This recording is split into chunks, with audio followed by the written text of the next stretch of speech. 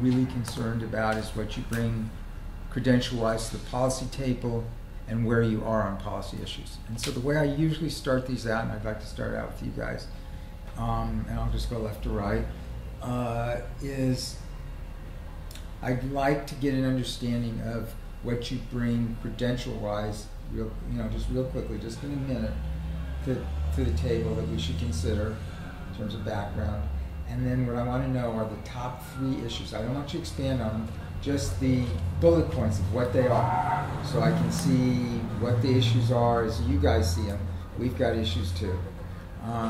And so that we can sort through it all, okay? And set the agenda for the discussion. Mark G., why don't you start out?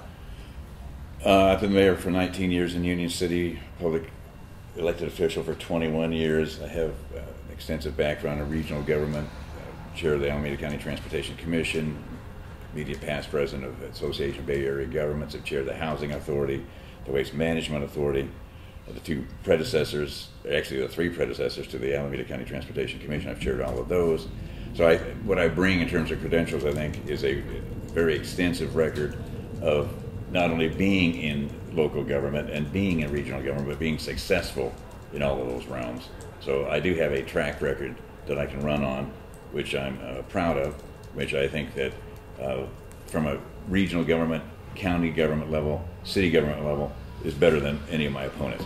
The top 3 issues from my standpoint, and this are: 1, it's the economy. We need to be making Alameda County, District 2, and really the entire Bay Area as vital a place for new business as possible, and also as inviting a place to retain successful businesses. We'll come back to the specifics. Just give me the topic areas. All right. Infrastructure, I think, improvement. Obviously, we had disagreements on that, but I still believe it's vitally essential for this county, the Bay Area, and public safety.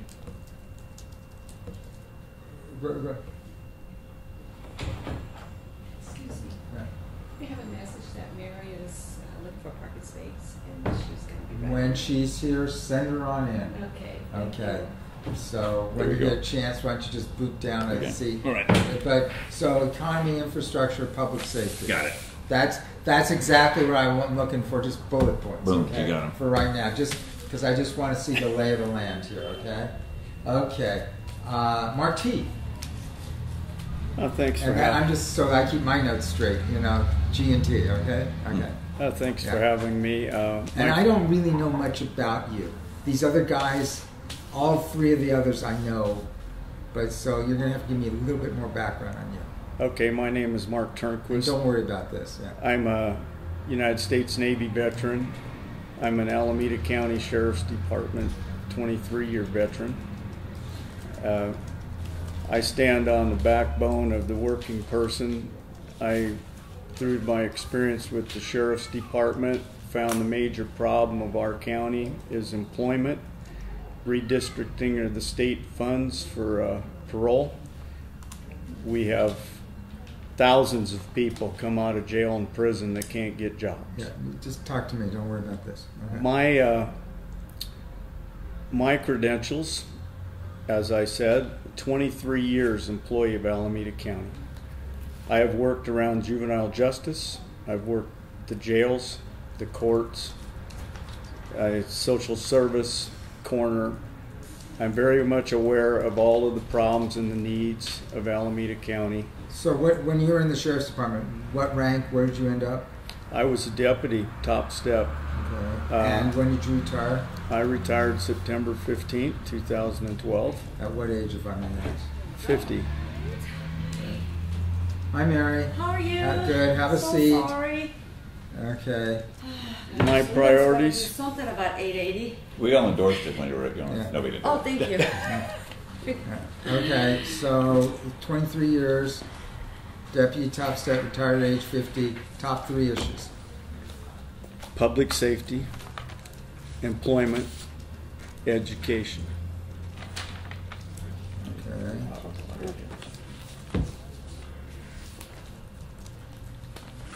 Mary, I'll come back to you in a sec. Okay. Okay. Richard. Same drill. All right. I've lived in South County almost all my life. Grew up in Union City. the Dakota neighborhood where I still live, and served on the City Council of Union City for 13 years. Founder, President, CEO of Tri-City Community Recycling, California's largest nonprofit recycling operation. We've been in operation for 33 years. The issues that are very important to me are healthcare across the board, from North County to South County, creating a matrix of safety net hospitals and clinics, along with the fairly qualified health clinics. That's a huge issue for us, I think, going forward because of the Affordable Care Act. Number two, employment for youth is a huge issue because they are the future of our county, and gang violence, which seems to have That's your third issue. A connection between Oakland all the way down to Fremont, Newark, Union City, which is the southern part of our district. Mary, what I'm asking these folks to do is, and I'm going to ask you, is what do you bring to the policy table in terms of credentials and background, number one? And number two, what are your top three issues? And I'm not looking for expansion on them. I just need the subject areas so that I can set the agenda on the discussion. Okay. Well, once again, I apologize for being late. I guess we need to fix traffic congestion. I'm very excited about this opportunity to continue my public service. I've been in public service for 20 years. Decided to run for Alameda County Supervisor because I've been a very effective representative for Alameda County for the last 6 years. I served in the State Assembly as Assembly member for the 18th Assembly District. In my 3 terms in office, I've enacted some pretty significant legislation. I've authored AB 108, which took on the insurance companies when they started dropping sick people. I passed legislation to stop that practice. I've also authored AB 509, which created the statewide Office of Suicide Prevention. Help me out, Mary. Remind me, before the Assembly, I was on the Board of California Registered Nursing. I was also the Alameda County representative on the Prop 63 ballot initiative. And in 2004, after the Prop 63 ballot initiative passed, I served on the California Mental Health Services and Accountability Oversight Commission. Also served on the Sugar Foundation and various community and nonprofit organizations. and your my top issues are? Healthcare, obviously, it's been my life passion, and with the federal healthcare reform implementation here in the state, I think that I bring a very unique experience and qualification to the board. So expanding healthcare coverage to those who do not have healthcare. My second issue that I'm very interested in at the county level is, in the most succinct way I could summarize this point is to refer you to the Alameda County Grand Jury Report. There were over $484 million given to nonprofits and community-based organizations last year, and the Grand Jury Report talks about a few examples of nonprofits where basically, like ACAP, that went, it was a JPA that was created by county and the cities that went bankrupt, and the taxpayers had to put up $1.9 million to pay off their debt after they closed. Those are the examples I think that could hurt other great organizations that are doing good work. So I'm very committed to looking at that report and providing more oversight and bringing supervisors on board with respect to looking at public contract process and how we better provide service in the county. So that's my number two. And then third one obviously is looking for opportunities to bring jobs to the county and to the district too.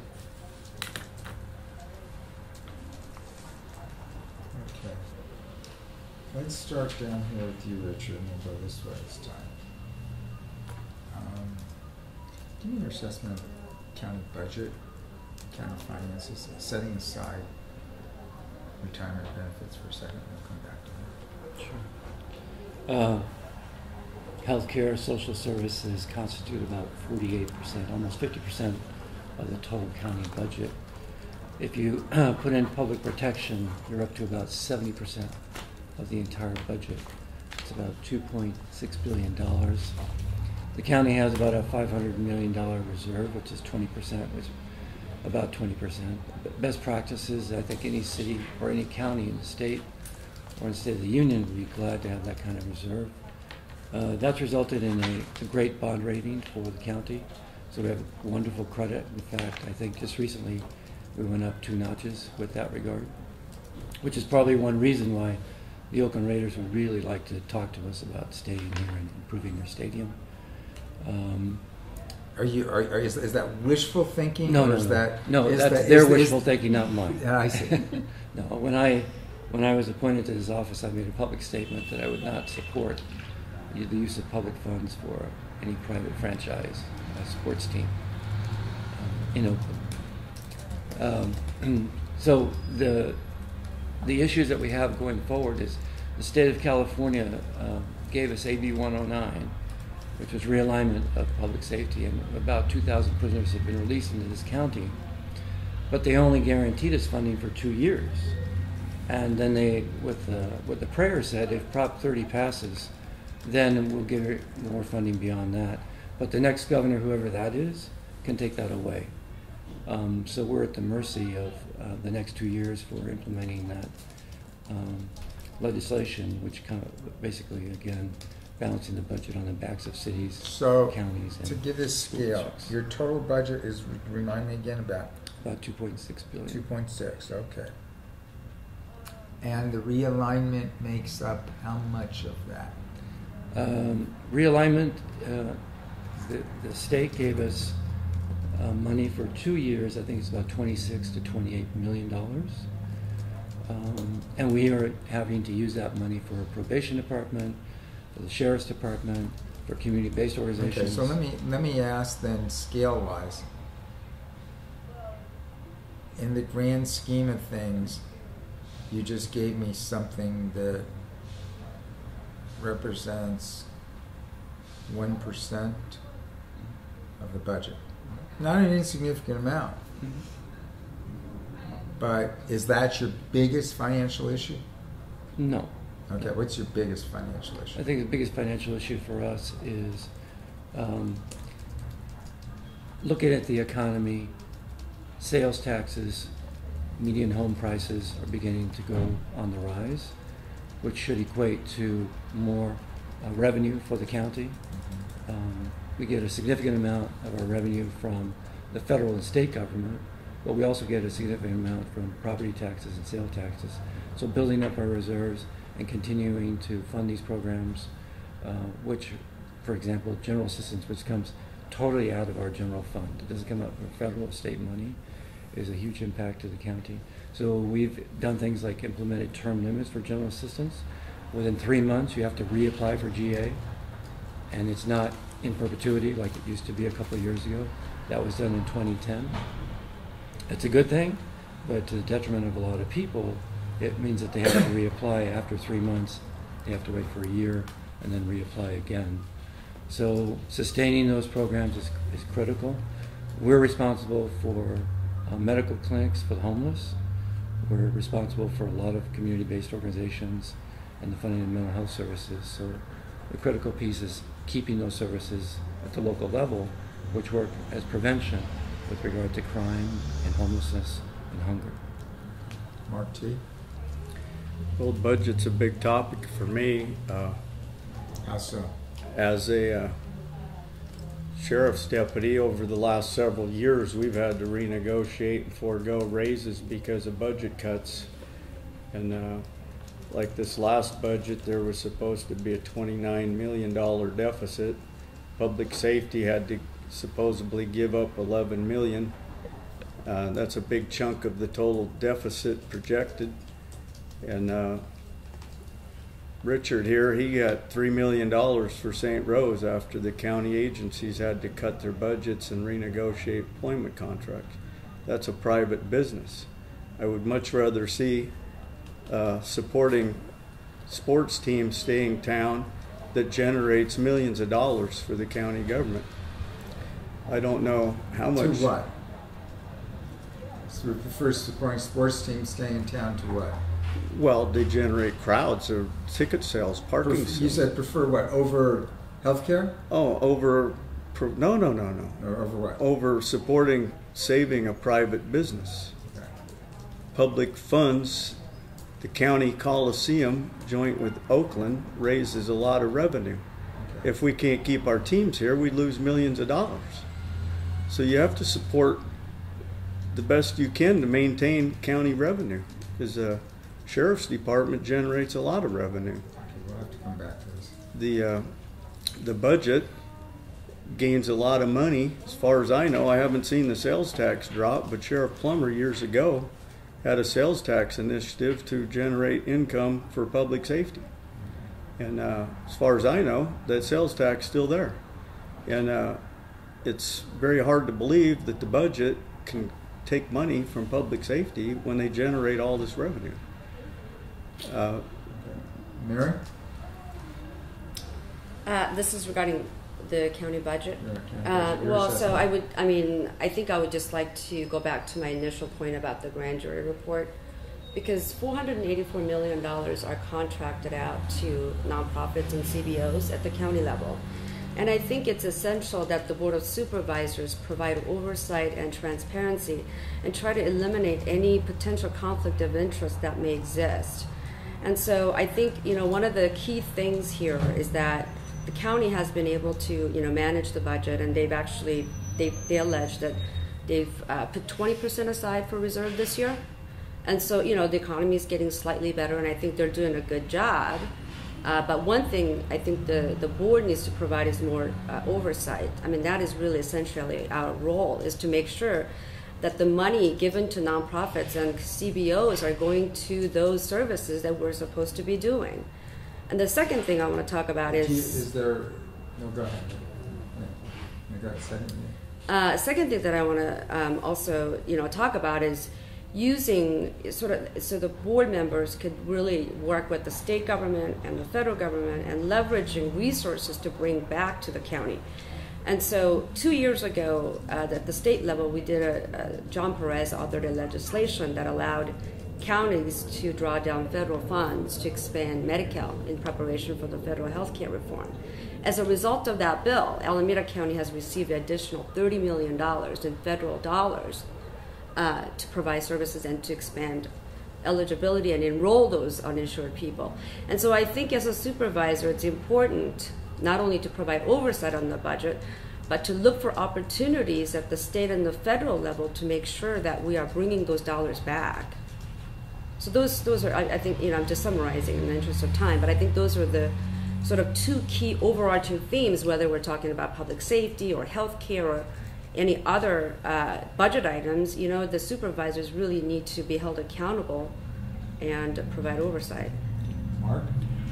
Well, there's a certain amount of dependency, certainly, that the county government has on, especially on the state, which, in an ideal world, you try to get less dependent in that regard.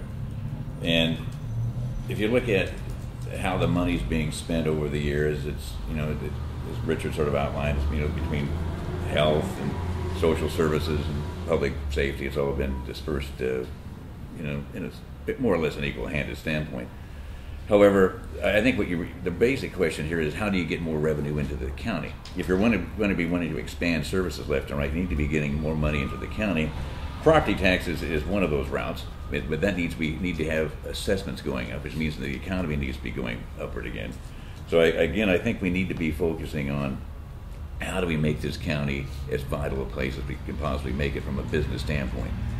All government levels, city, county, state, federal, they're all based on revenue coming in, unless you're the federal government, they actually print money. None of the rest of us get that luxury. So we need to have as vital of an economy moving forward to scratch the itches of the various needs, so to speak, across the county, whether they're in healthcare, whether in social services, whether in public safety, whether they're in infrastructure or education. We need to have an economy as strong as possible here. Now, one thing that the county... Do you think that you on the margin control enough of the economy to manage? I think that you can make this with regulatory reform, infrastructure improvements. working. Reform. What regulatory reform could the board of supervisors make? Well, you can start working with getting within the cities in the county-city relationship and trying to get permitting done much faster. I mean, the amount of money, the amount of time we burn up right now on permitting costs and delays. Again, a lot of people. You wanted an answer or not? There's not a lot that's built at the county level, is there? I'm trying to understand. You know, we're going to be having, assuming this passes down, I know you don't want it to, but assuming B1 actually passes, we're going to be having $200 million a year off, forget any other avenue of money. We're going to be having $200 million a year coming through this entire county to be dispersed just on that narrow range of transportation. Actually going to be like $225 million a year, just on that. Forget any other state sources, forget federal money. So yeah, there's a lot of things that can be done in terms of actually improving the economy by having jobs being created. Not to mention the fact that those jobs, once they're being created, we're going to be producing places where to invite jobs to come into. I mean, around PDAs, TODs, etc., around major transportation hubs. So it's a domino effect on this. So yes, I firmly believe that the county has a huge, as do cities, as does the state. We all do. I mean, to sit there and say we're going to do some laissez-faire thing, just hope for the best, no, that isn't going to do it. And so you see the budget issues on the revenue side?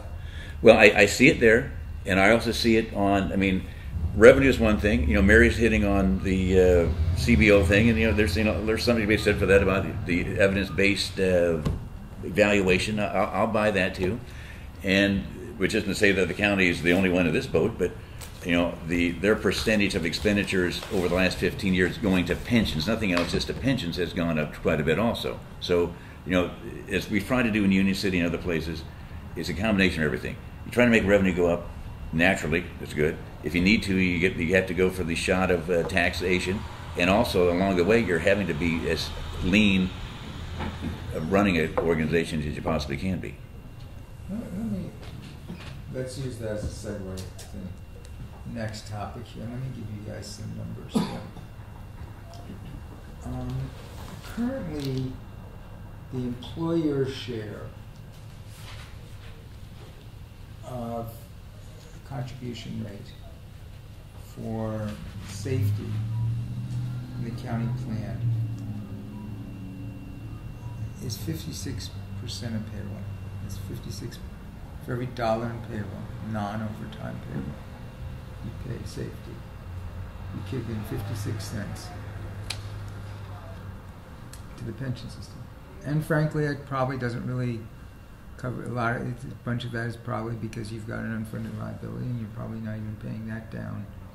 You're pushing that off a couple of decades. Give me your assessment of what needs to be done there, if anything, or whether that's just fine. Is there anything else? Okay. Brown, as others in the legislature, I give credit where credit's due, started a step in this direction. I think that things can, I think that the capping, the Social Security cap was a good start. The 110, 130 split, that was a good start. The 2% range, that was, again, that's a start. Is that written in stone somewhere? Is that the 11th commandment, that it has to be 2%, or the county's like 2, you can go up to 2.33 at 65 under their service system. That could be, from my standpoint, to be honest with you, I don't see 2% as an absolute number that you have to hit, so that could be dampened. In the private side, in many cases, okay. Right now, the cities are at 2%, or will be at 2%. I say 2% per year. That could be dampened down. I'm throwing a number. It could be 1.7, 1.8, 1.6, whatever the number. I mean, that to me, there's nothing absolute about 2%. Secondly, the county system, as I was reading, it actually does have a maximum of 100% in it. I mean, that could be. You'd have to be there for a long time to get that, but I can see where that could be knocked down to a lower, lifetime cap percentage. The other idea that could be, I know that under their old Tier 1 from before 1983, they had a 1 year average. If you're employed after 83, it's a 3-year average. In many places in the private side, truly private side of life, you may have to be there for 5 years to even get vested. So consequently, I can see where a 5-year average at some point could be another possibility to be blended in. I think there's other ways to. Again, I'll give the state credit. It's a step in the right direction. I think there's further refinement, though, Dan, that could take place in that area. So what would you do if you're a supervisor at the bargaining table? Well, as one other person in this room knows, when I'm in those positions, it hasn't been a place where I just roll over and cave in. And, to be completely candid, have never shied away, and everybody else is probably going to go aghast here. Well, not Richard, because he's heard me say this before, but I'm not afraid to use the I word, meaning impose. Impose. If it gets to a point, I know a lot of people try to shy away from doing it, and nobody wants to do that, but I think that's a tool that's in the toolbox that if you have to use it, you do. But I think you have to start laying out to people, look, here are the facts. If we want to we want more people on the payroll to do all these great services, which I'm saying aren't needed. We're going to be needing to get either more money into it or a combination of reducing costs so we can afford to put more people to do the services. So it takes consistently tough bargaining, Dan. There's no getting around it. A lot of people just aren't up to it. They don't have the backbone, I'll put it that way. I could use some other words, but I won't. Was your question specific to public safety or just pensions in general? Well, I was using that as an example. Okay, well, because I think, first of all, there's the unfunded liability at the county level is about 1.4 to anywhere between 1.4 and 1.5 billion. Thank you. I'm sorry, 1.4. I think it's anywhere between 1.4 and 1.5 billion unfunded liability, and we're at about 75% or so. First of all, last year, I believe the deputy sheriffs and the probation officers, they basically agreed to a deal that says that for the new hires, it's 2% at 50, and I think that was last year that they've actually bargained.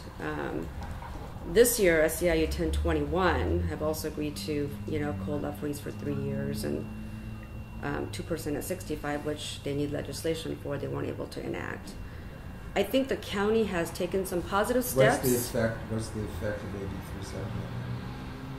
Say that again? What's the effect of AB 340 on that? Is that the pension reform bill? Well, it's I think the SEIU collective bargaining or tentative agreement that they made with the county goes further than that.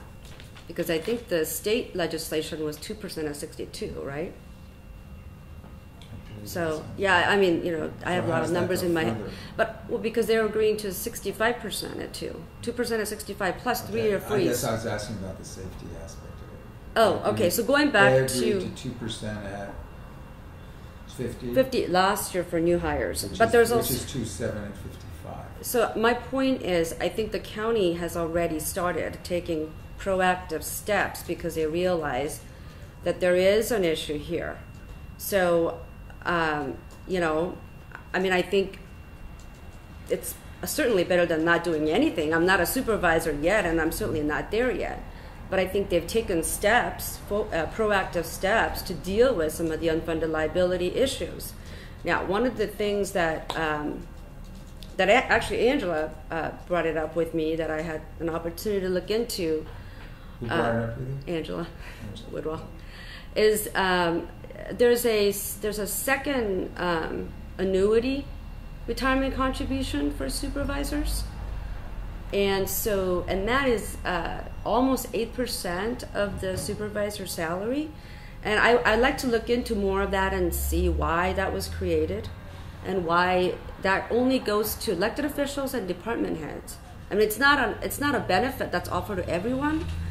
So I think, I don't know how much that is, but I'd like to look into that a little bit more and see the purpose of that and why that's necessary for the elected officials. Another thing on the pension reform, as you know, we enacted the legislation, and I think there are a number of good things in there. Obviously, double dipping is a big issue, and pension holiday.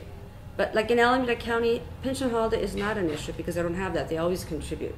The employees always contribute. Employees always contribute. So I think the county has done some good things and they have some good things in place, but they're just working toward better sort of collective bargaining deals with different labor groups, and frankly, that's the right approach. Personally, I don't understand why retirement in Alameda County is an issue. Public safety, if you think about the raises that we gave up over the past 7-8 years, we saved the county millions of dollars in pension. What's your unfunded liability for your pension? What's the liability? What's the unfunded liability for the pension plan for safety? I don't know. It's a employee county joint contribution. I'm just now new into the CIRA, which is 100. I guess what I'm asking is, frankly, we can have disagreements in this room about what the steps are, but if you start from the starting point that you don't even see why it's an issue, then I guess my question to you is, how much is the unfunded liability? Well, I was going to explain to you is that what the public does not know was when we fought and we got the 3% at 50, we had to kick in additional money, which the public only hears the media, which the whole Reform Act was about state retirement, the PER system. A CIRA is 108% over what they need because of public safety. CIRA is 108% over what they need. Yeah, like let's say it's $100 million a year in pensions. They have 8% above that. The public safety. That's okay. That's just not so. The old retirement when I came on the sheriff's department was 2.5 at 55. We got, I guess, about 10 years ago, under the Ventura Act court order, we got 3% at 50. The old retirement age, law enforcement retired at 55 and they were dead at 58. So to increase some type of a... They retired at 55 and they're dead at 58. What do you mean? The old statistics of law enforcement officers that retired. What do they show today? I'm unsure of what the current rate is. The current actuarial statistics are that public safety lives exactly as long as the rest of the population. That what you are putting out there is urban legend. Okay, so call it what you want, but okay. I can explain to you is there's over the last several years there's been Alameda County public safety people that have died prior to cashing their first retirement check. They paid in. Then ASIRA gets 60% of that pension back. That increases their money. So the 3% at 50, which we no longer have, the new deputies, they can choose to pay extra to get 3% at 55. Take in mind, you must be 21 to become a deputy. To reach 55, that means you're given 34 years of your life service to maximize your retirement. That's a long time to serve to get a pension. I did 23 years. I'm getting 3% at a salary I received 6 years ago because of renegotiated contracts to assist the county in balancing their budget. Public safety, along with other county agencies, employees have given up everything they possibly can to assist the county in balancing their budget. Retirement system in Alameda County is a good system now, does not need to be changed. Thank you. Well, clearly this issue arose when spiking became very public and created a lot of sentiment against public employees. You have to commend Governor Brown for taking on the issue head on. Do you think spiking is the issue?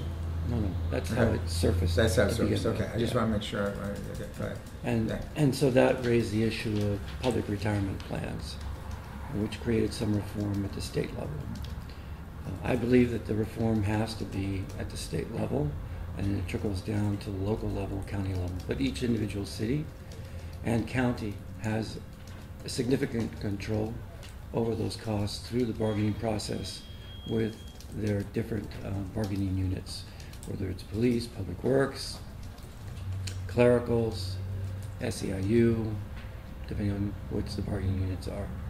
The county has been successful in negotiating with the deputies and with probation and across the board with all bargaining units in reducing their cost and increasing the cost of the employees in terms of their fair share to pay into that system.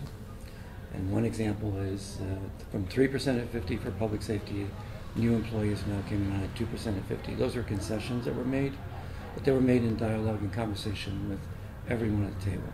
Since the Great Recession hit, I think a lot of us who are working are thankful that we're working because we've got an 8 to 9% unemployment rate in this county. The national average is slightly a little higher.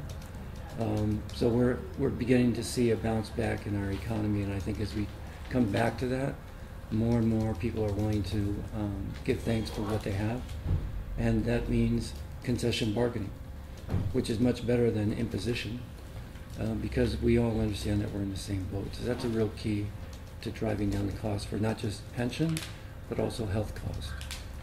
But healthcare costs, I think, at the national level is something that has to be done on a national level, not a local level, because those are just skyrocketing out of control. Yeah, can I just you know, I don't know what figure. I've heard 1.8 billion mentioned around here, and you know, I've looking at Joe Nation, former elected official in the North Bay, works teaches at Stanford, and what he was showing was that the unfunded liability was something like 3.9 billion for the county, and that if you use their MVA or the market value assets or even the actual burial, that the funding's like in the mid 50s. It's like 57%. That's at the end of the 10-11 fiscal year. That he didn't have any update on that for this year yet. But I was wondering about the figures that and 1.8 to 3.9 is a huge difference. I'm still trying to get the exact numbers from the county. But he did show in there that the compounded rate of expenditures, how it's gone from 96 to 11, it's gone up by 16.8 per year compound. That's 16.8% of pension costs, whereas this using public assistance 3.5, public protection 2, and health services 4.4. So it's quite a bit of difference between the other aspects of the county budget versus the actual pensions, like 4 to 8 times versus some other parts of it. Well, I'm still trying to get the exact numbers, so I don't want to quote numbers that are wrong. Frankly, getting numbers from Alameda County is tougher than lots of operations. I can put you where you want.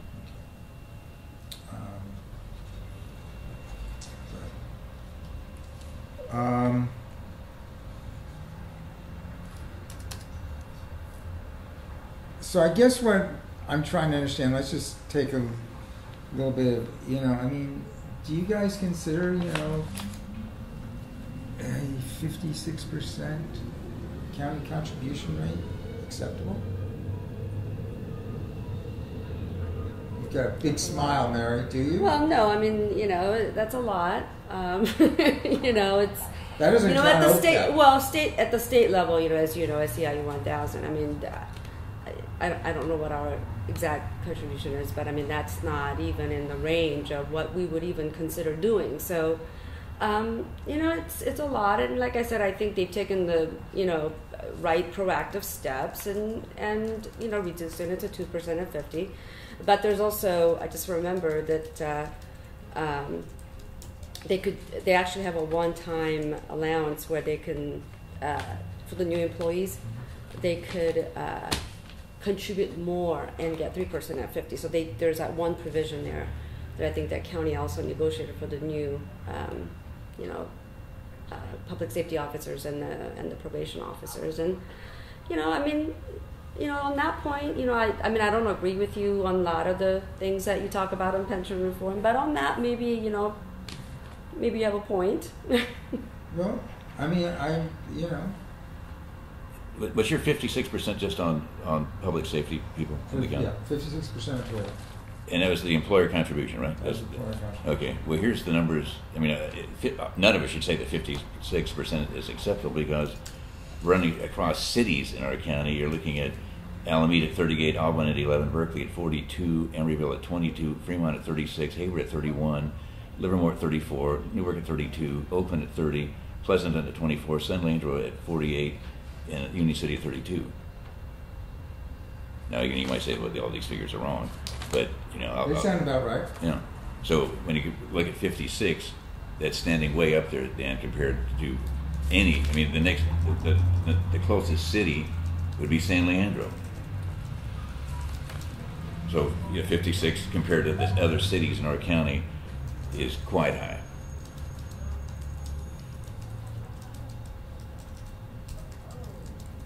Mark T., you want to comment on that? Well, I think that it's the least they could do, being that they now charge us for medical. They charge you to pay to park where you work. Since they haven't given us a raise in several years, their contribution to retirement's more than fair. When I started the Sheriff's Department in 1989, we didn't pay anything for medical. We didn't pay extra out of our check to retirement. That only came when the 3% at 50 came, and that's what they had to agree to do to get the county to allow that to take effect. But I think that it's a problem with the county charging their employees to pay to park where they work. They're getting back parking money, so the money they're charging the employees to park where they work is paying them back the money they're contributing to pensions. You want to comment on the numbers actually the number I threw out and the numbers Mark threw out? Dan, I'm sorry, I can't substantiate either one. I don't know enough about those numbers. They're like, suffice to say, 56 is pretty darn high. It's a high ratio. I understand, of course. It's probably higher than any other local government that I've looked at for this. And I don't know if it's an indication of the county's ability to generate income, the fact that it has substantial reserves, has a high credit rating. Is it a credit or is it a deficiency? What does it have to do with the credit rating? Well, overall, the handling of the county's budget has been a positive. And so when somebody looks at your credit rating, look at all of your liabilities and all of your revenues going forward. And that's how they rate you. So the County Board of Supervisors has 2 people that sit on the board with regard to this issue, the SARS. And they monitor that, they monitor the investments and where we are. And clearly there's a problem with the economy, so they're monitoring that. There is a great degree of control that we have as supervisors, because from that committee they come back to us. But then we dialogue with all the bargaining units about where we are. So we're looking at the whole picture in terms of the pension and the contributions that are coming from the bargaining units. And again, people are looking at, the fact is that Mark is right, there have not been any increases in wages for 4 years across the board, and that includes the Board of Supervisors, because people have made concessions given the state of the economy. Yeah, the other thing I think you need to look at from a county standpoint, though, is that in cities, that a police department might have the largest amount of employees of any department, but I think it's safe to say, Richard, that there are more employees in other departments in this totality than you have in public safety. Is that safe to say that? Yeah. So the point that I'm getting at is, I think you need to look at the miscellaneous, the non-public safety contribution rates also. I don't know if you have that number. I had the numbers for the other cities around the county, but I don't have the county number. I mean, what the employer contribution rate is. Well, Dan's having a hard time getting information. You're certainly not going to be able to get information. I'm wondering if you know, you had the police. I mean, if they're not responding to Dan Bornstein on pension numbers, I think we've got a problem. I have a question for you. Where would the county's economy be today if it was not for the revenue generated by public safety? Sheriff Plummer created contracts, brought in revenue. He got a state sales tax passed to support public safety. Sheriff Ahern maintains these incomes.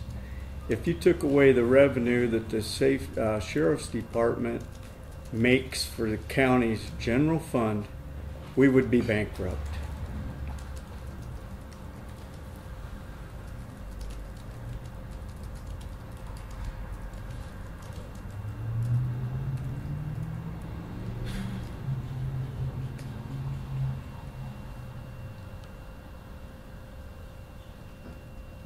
Okay, so on your guys' list of issues here, now that I've touched on some of ours,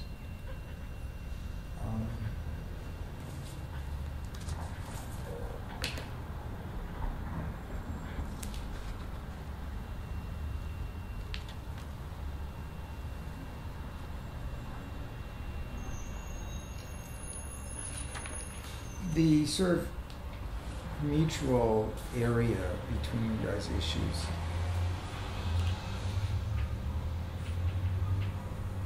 In large part is social services.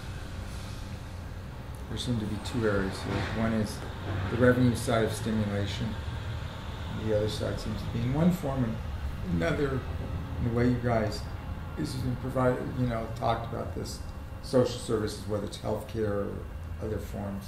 Those seem to be the two common factors in your top threes, if you will, in one way or another.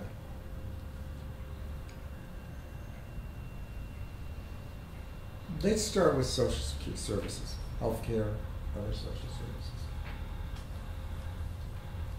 What do you see as the future of the ability to provide in an environment of tight resources? And by the way, yes, the economy is coming back, but the thinking is local government will be the last one, right? I mean, that's the conventional wisdom. Yeah, but the county can be a leader in that issue, in that regard. For example, in District 2, Kaiser is going to leave Hayward in 2014, which is severely going to impact a lot of people in South County in District 2, specifically in the Tennyson corridor. St. Rose Hospital. Let me give the global question, Sure. Okay. Because my point being there that I think you probably are facing time of dwindling resources, or flat resources. I don't think that for the next few years you can start banking on increasing revenues. Agreed? Agreed. Okay. So you've got flat revenues. You're still going to have increasing benefit costs, at least over the next few years probably. Perhaps not as severe as have you been in CalPERS because you've recognized more of your losses already. And you've got an economy that's tapped your demand for social services. Where do you see this trade-off? How do you, and you talked about the state's demand for services. Thinking globally for a second, rather than micro. And let's start with you, Richard. How do you see that trade-off in the future?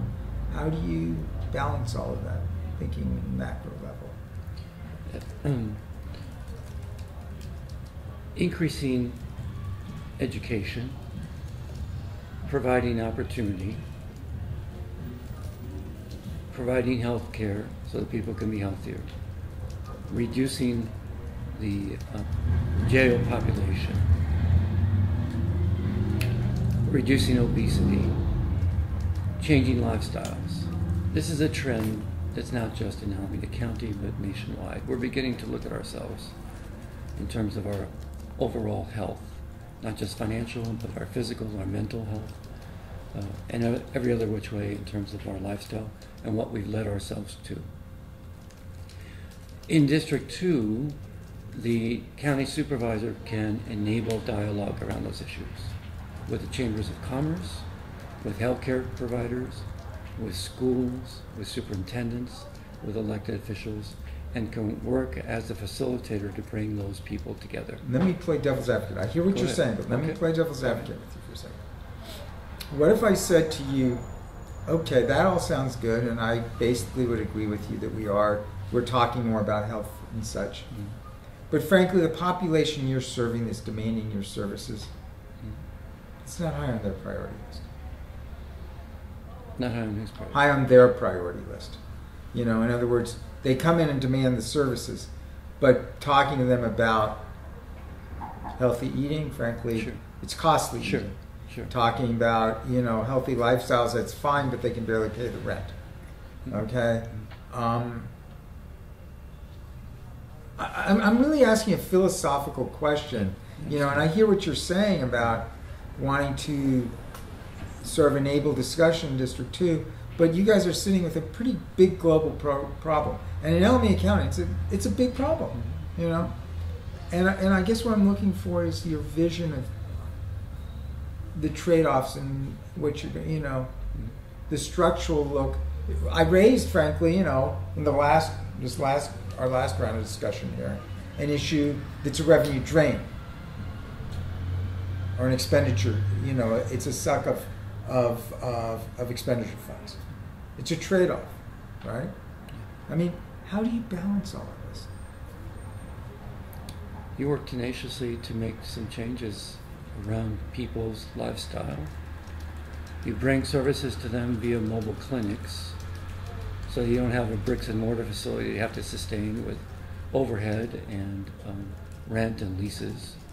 You make it more adaptable to the fact that we are a mobile society. You put it at places where they're accessible, close to BART stations and public transit. You enable these resources to be available to them so that they have easier access to them. And it's a generational step. It's not done overnight. You work with children between 1st and 4th grade where that you can deliver the message.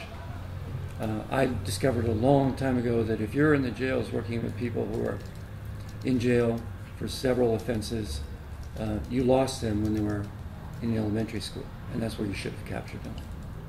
So your emphasis needs to be on a generational approach. And yes, it's going to take time. It's not going to be overnight.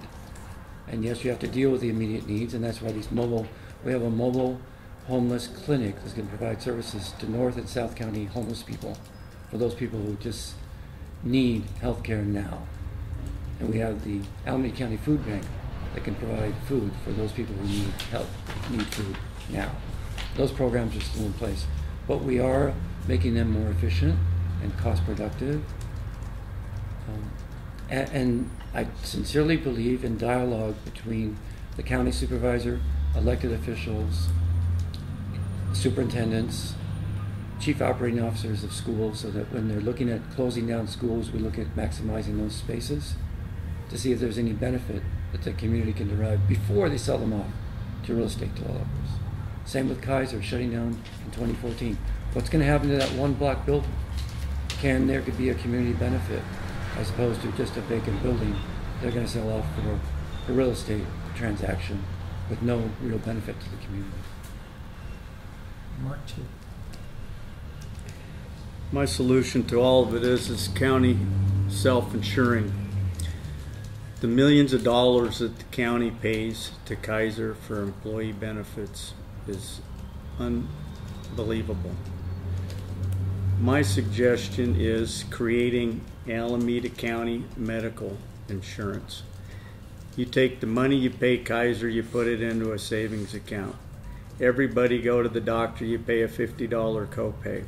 All the money that comes into that savings account will generate interest, and over a 5-year period there will be $1 billion in there. Why do you think the county can run a more efficient insurance system than Kaiser can? Why? Because they already have county hospital, Highland. They have interest in Eden. It's just a matter of, I use myself as an example. In my time with the county, I went to Kaiser 4 times. I've been a Kaiser member since 1989. They've made $100,000+ off of me. You go to the doctor when you need it, they send a bill to the county, they pay the bill. The money that is earning interest generates more revenue. If you sold No, they don't send the bill. They send an insurance premium bill to the county.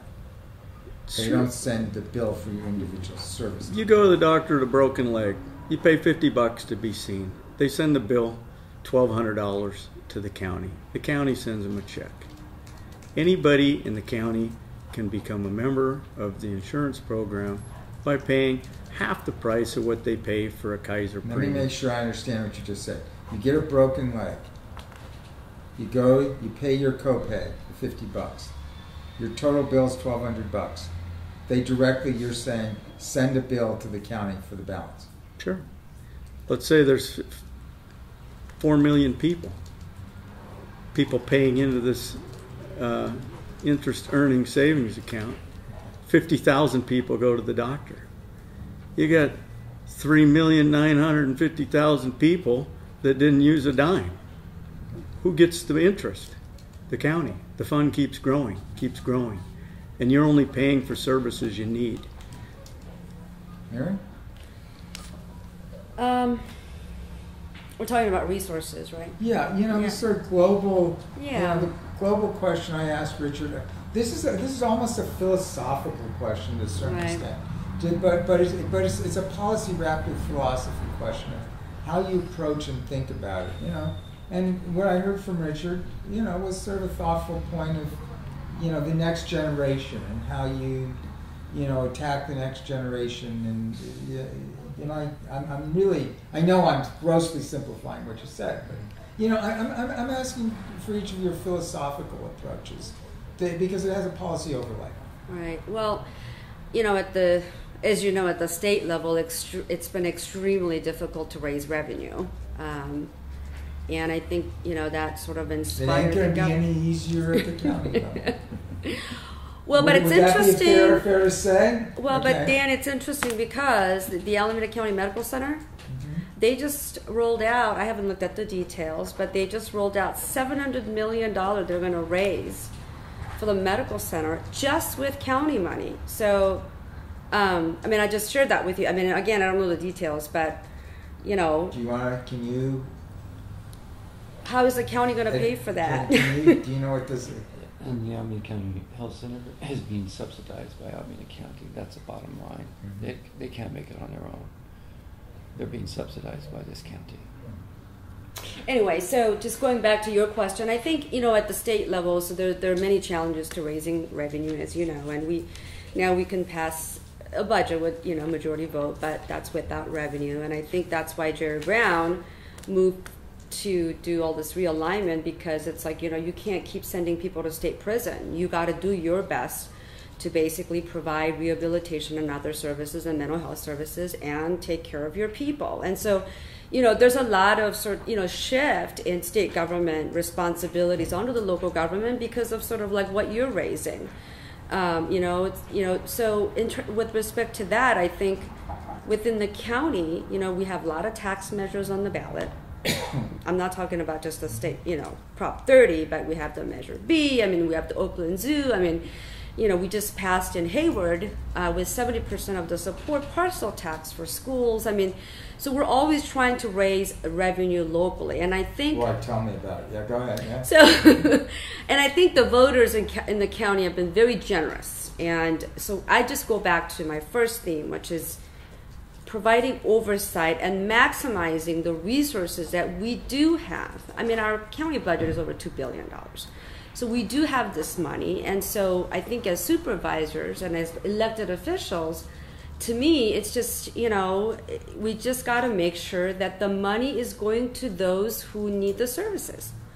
That's sort of a global philosophical point. And then the other thing is, a lot of local sort of rhetorics here kind of attack the state legislators or attack the state and say, well, they killed RDA or they cut this or this and that, We haven't attacked you on that one. No, I'm not talking about you, Dan Bornstein, today, but, it's just been talked about. And, I just want to, again, just going back to the revenue question, I think it's extremely important for all of us to work together.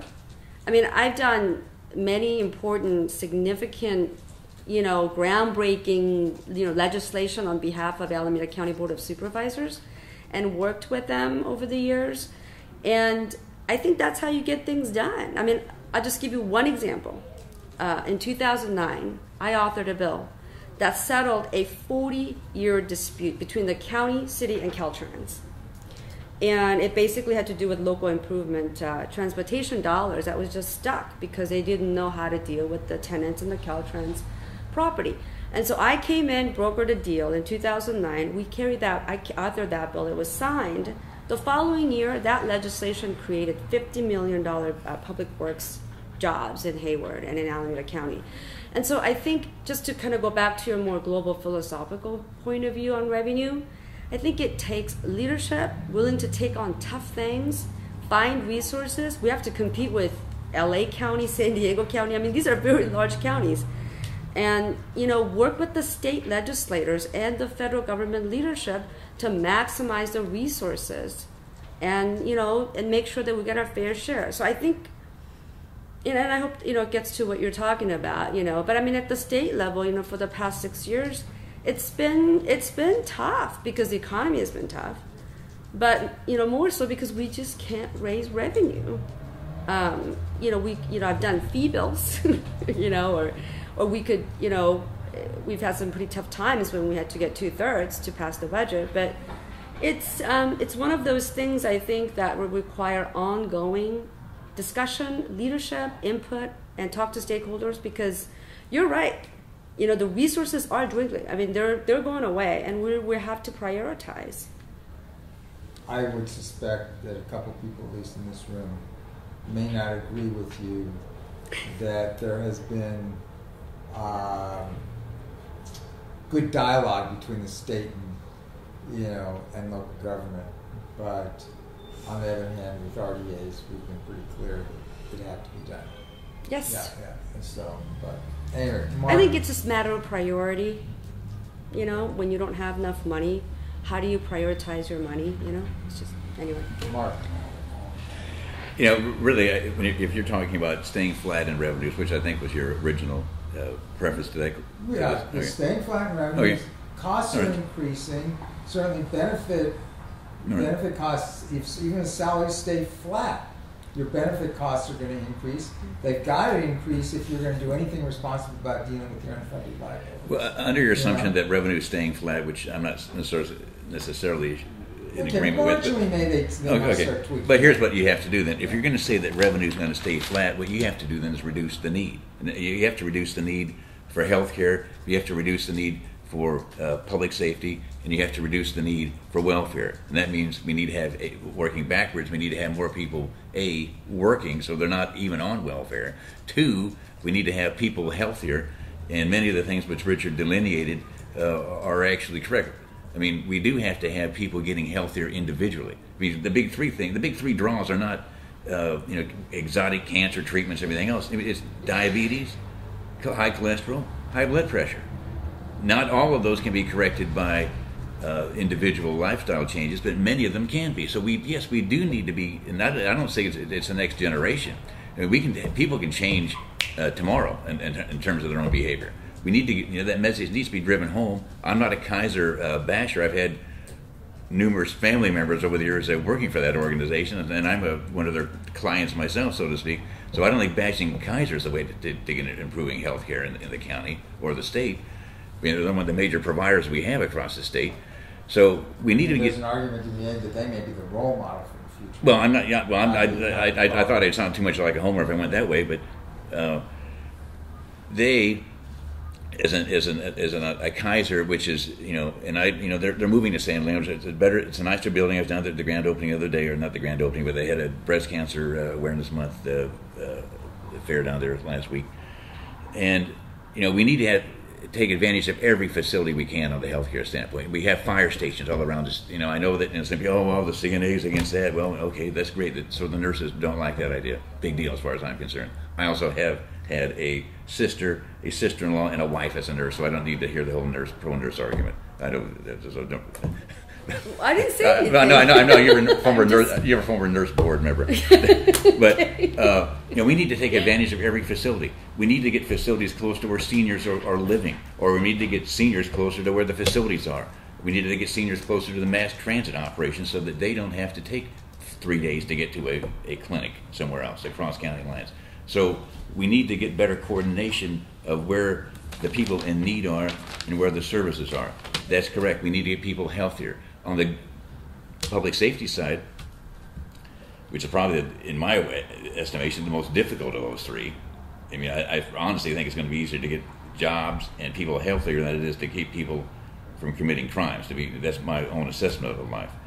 You know, we have a successful program. They're both high bars, though. Well, I'm saying they aren't. Yeah. But you know, we need to have better coordination between police departments, the county sheriff's department, state department, immigration, all up and down the line. Throughout the, you know, it's simply saying, you know, it gets back to what Mary's saying also about prioritization, about, you know, taking scant resources and utilizing them better. You know, looking at joint dispatch centers in the southern part of the county with Newark, Union City, and Fremont, which we're on the cusp of going forward with. We have to start, frankly, consolidating some services where needed. I mean, that's one thing. I mean, why do we have 85 fire departments around the Bay Area when a guy like starts with an S, Stanford professor at an ABAG government thinks we should have three fire departments around the Bay Area. One on the peninsula, one on the East Bay, one across the North Bay. We don't need 85. You know, we have joined the county. Richard and I voted to join the county a couple years ago with our fire department. You know, since then, you know, Emeryville's added on. We have 5 cities right now with the county, Pleasanton and Livermore joint. So these are the kind of things where you have to start consolidating. You have to look not only the long-term future, but at the immediate future. What can people do to change behaviors on a health standpoint? And again, getting back to the jobs, you know, if we don't have as many people unemployed, presumably you don't need as much welfare people. You know, we don't. So I mean, these things. Some of these, the equations are not that complicated. The policy agreement on how to do some of these things is another matter, and certainly there's the private market force that. Certainly on the job part, some would even argue the more jobs you have, the less crime you get, and on and on and on. And if you have more people working, they're going to be better access to health care in the meantime, so they're going to be healthier. So it also, in many ways, funnels back to that. Okay. Let me add a comment. Sure. When I'm elected supervisor, I'm going to go to the Mayo Clinic, Minnesota, recruit them to come to Hayward, take over that Kaiser. We're getting a new VA hospital in Alameda. That's going to create jobs. That's going to create access for the veterans, which will take a load off of the county. This is what we need to do. We need to bring businesses in. We have the Mayo Clinic in Minnesota, worldly known. We have Stanford University. All these local major medical facilities that could be interested in taking over this hospital and taking the burden off. And I'd also like to solicit all these medical people to start selling their own insurance plans so we don't have 2 choices as an employee. Why not have multiple choices where we can get what's affordable to us? Okay. Now we're going to wrap this up, but we got to go through, frankly, the 800-pound or the elephants in the room for each of you. I mean, each half. Okay. Oh, that mine was only $7.99. Well, maybe there's just $7.99. Games of pounds that's been in there. Wow. You know, and let's start with you, Mark. I mean, frankly, you know, you have a reputation of being somewhat quixotic, to say the least. Quixotic, okay. Secondly, inaccessible. You don't return calls. Candidly. How are you going to be accessible in this job if, frankly, reporters and other people can't reach you? Well, I can improve behavior. We were just talking about that. I can improve behavior. Well, Richard would say, forget about you, we're going to go to the next generation. You know, we've written you off. Well, the quixotic part, I won't make any excuses for that. I mean, I don't march to any particular tune, and nor do I expect anybody else to be completely candid with you. I'm not a puppet at the end of anybody's string from a special interest group, whatever way you want to define that. I'm not afraid to vote no. Richard's seen that over the years. I, am very candid in closed sessions, extremely candid by most standards, even in open sessions. So I don't see the quixotic part as being a negative. In fact, I actually would think that, as a person who's actually an independent, I mean, I'm not a member of any political party in a Well, that's just a recent phenomenon. It's been 2 years. How much you need now? Okay. What is it? 2 years? I mean, 2 years is a term of the assembly, for God's sakes. I mean, I didn't wake up That's yesterday. a long time Yeah, it in the is. assembly. Yeah, it is. So 2 years. I mean, that's the life of 2 pregnancies and change. I mean, that's. So I don't buy that. In a board which is a monopoly of Democrats and pro-labor people, frankly, I think you need somebody quixotic in that spot. And as far as the phone calls, I'll improve my behavior.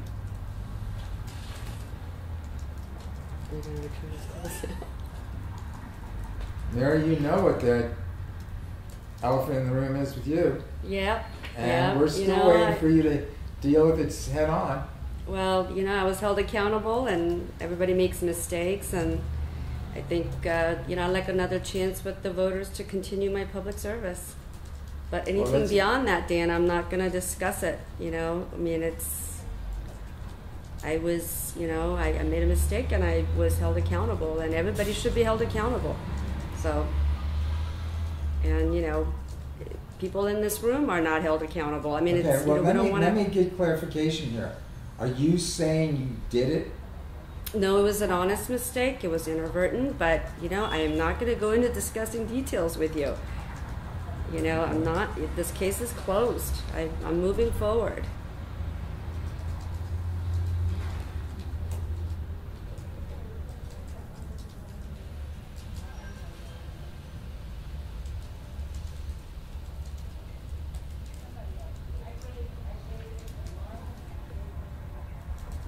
Mark T.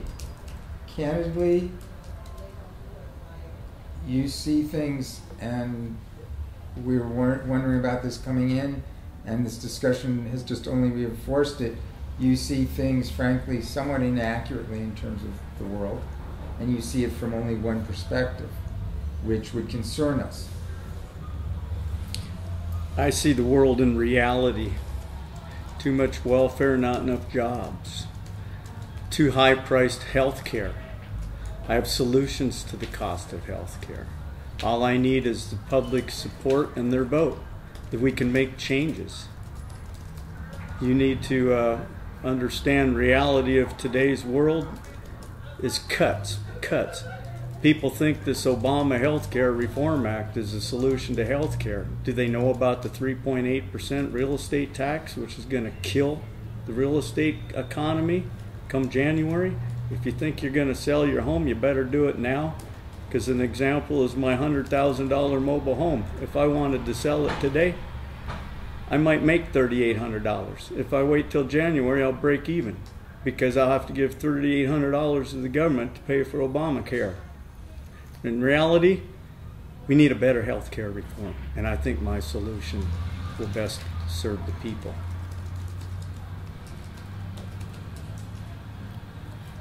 Richard, you were the labor appointee stuck on that board.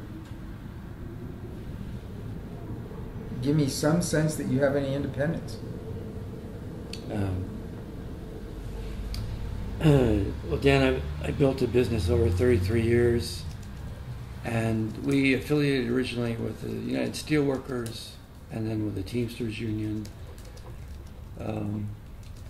But I've worked with the private sector for a long time. We have contracts at TriSed before any other community-based organization in the country, with Allied Waste and Waste Management.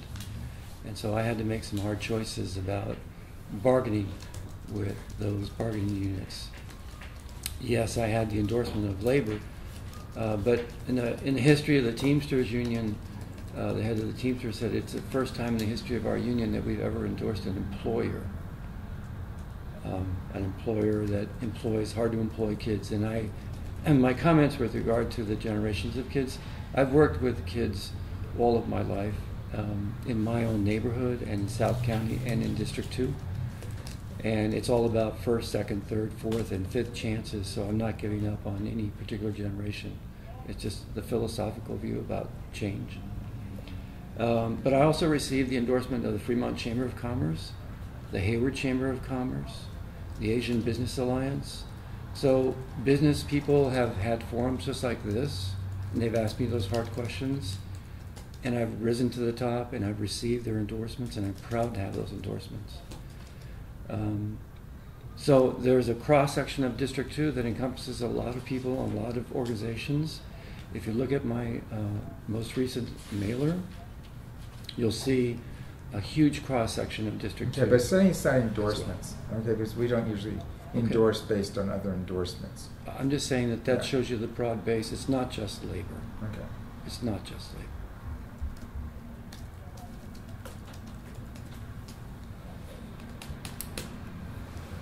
Folks, thank you. Thank you, Dan. We appreciate you coming in.